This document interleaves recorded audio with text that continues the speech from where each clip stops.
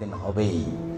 এই ছেলে, তোমার বাপকে নিয়ে কথা এসেছে, তোমার বাপের বিবাহ করা ঠিক হয়নি, বিবাহ করলে ক্ষমতা লাগে। শোনো,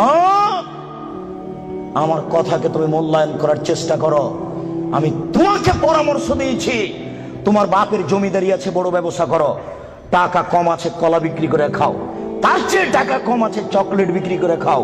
যদি চকলেট বিক্রি করে খাওয়ার টাকা না থাকে, তাহলে মানুষের বাড়িতে কাজ করে খাও। যদি মানুষের বাড়িতে দোকানপাটে কাজ করে খেতে না পারো, তাহলে ভিক্ষা করে খাও।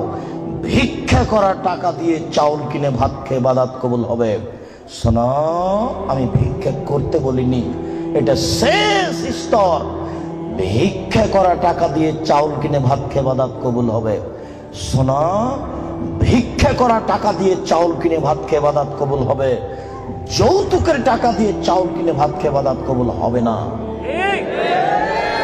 নাপিতকে ঘর ভাড়া দিয়েছ, ওই টাকা দিয়ে চাউল কিনে ভাত খেয়ে ইবাদত হবে না। নাপিত দাড়ি চাঁচে।